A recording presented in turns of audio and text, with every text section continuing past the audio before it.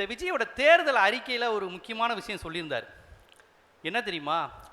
நான் ஜெயிச்சேன்னா என்னை நீங்கள் ஈஸியாக வந்து பார்க்கலாம். இதை உலகத்தில் யார் வேணாலும் சொல்லலாங்க. ட்ரம்ப் சொல்லலாம், என்னை வந்து நீங்கள் எளிமையாக பார்க்கலான்னு என்கிட்ட சொன்னால் நான் அதை கூட நம்புவேன். ட்ரம்ப்பை கூட ஒரு நேரம் இல்லாட்டி ஒரு நேரம் பார்த்துடலாம் நம்ம. இவர் சொல்கிறாரு, இவர் வந்து பார்ப்பாராம். யார்? 41 பேர் செத்த குடும்பத்தை இன்னும் வாசல் வரையும் கூட போகலை. இவர் ஜெயிச்ச உடனே இவரை ஈஸியாக அணுகலாமா? எளிதில் அணுகக்கூடியதுங்கிறது ஒரு தலைமை பண்பு. அது அறிஞர் அண்ணாட்ட இருந்தது. அறிஞர் அண்ணா எப்படி தெரியுமா? மக்களை தன்னை பார்க்கறதுக்கோ தான் பேச்சை கேட்கறதுக்கோ வெயிட் பண்ண வைக்க மாட்டார். ஆனால் அவர் பேசுறது 9 மணி நேரம் 10 மணி நேரம் இருக்கும்.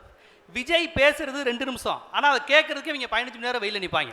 அப்படி என்னதாண்டா பேசுறாரு ஸ்டாலின் அங்கிள்? இதை ஒரு வாரத்தை பேச, வேற என்ன பேச போறாரு அவர்? வேற என்ன பேச போறாரு? வேற ஒன்றும் பேச மாட்டார். ஆனால் அதுக்கு 10 மணி நேரம் இருப்பாங்க. ஆனால் அண்ணாவோ கலைஞரோ நாவலரோ பேராசிரியரோ இவங்கெல்லாம் 10 மணி நேரம் பேசக்கூடியவர்கள்.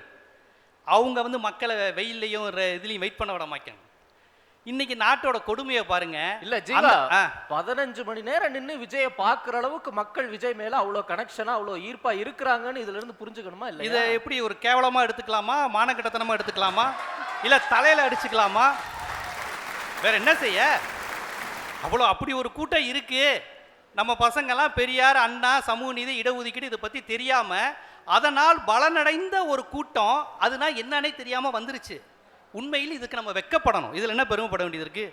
யாரை பார்க்கன்னு இருக்கீங்க நீங்கள்? இவ்வளோ நேரம் நின்று ஒரு புத்தகத்தை வாங்கினேன்னு மாணவன் சொன்னால் பெருமைப்படலாம். இந்த நடிகரை பார்க்க வந்தேன் அப்படின்னு சொல்கிறதுல என்ன பெருமை இருக்குது? நீங்கள் அழகாக கேட்டார் தம்பி, வைப்பு மோடில் இருக்கீங்களேண்ணா. ஏங்க அந்த கட்சியே வைப்பு கட்சி தாங்க அது. அப்புறம் அதை போய் வைஃப் மோடில் இருக்கீங்கன்னா, அதான் அவர் சொல்கிறாருல, 4 வயசு 5 வயசு குழந்தைகள்கிட்ட போய் அம்மா விசிலுக்கு ஓட்டு போடுனா அவங்க அம்மா கேட்டுக்குமா. அப்படி ஒரு அம்மா இருந்தால் அந்த அம்மா எவ்வளோ பெரிய தற்கூரியாக இருக்கும் அவங்க குடும்பம். இப்போ இவங்க சொல்கிறாங்க, நிறைய பேர் இதை திட்டமிட்டு ஊடகங்களை பதிவு செய்கிறாங்க. அதாவது பெரியவங்க வந்து திமுகவுக்கும் அதிமுகவுக்கும் ஓட்டு போட ரெடியாக இருக்காங்க. அந்த ஸ்கூல் போன பசங்க வந்து அம்மாட்ட சொல்கிறாங்களா, அம்மா எனக்காக நீ விசிலுக்கு ஓட்டு போடணுன்னே அந்த அப்பா தான் பொண்ணு மேலே பையன் மேலே உள்ள பாசத்தில் விசிலுக்கு போடுவாராம்.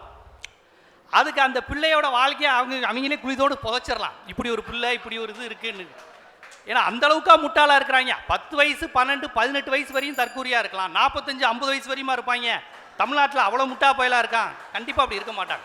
ஆனால் அப்படி பதிவு செய்கிறாங்க. ஏதோ இதுதான் தாய்ப்பா, விஜய்க்கு ஓட்டு போடுறதுல தான் தாய் பாசம் தந்தை பாசம் இருக்கையே. எப்பா இனி இவ்வளவு தற்கூரி குடும்பமாக தமிழ்நாட்டில் இருக்குது. அதெல்லாம் திட்டமிட்டு உங்ககிட்ட பதிவு செய்கிறது. விஜய்க்கு இருக்கு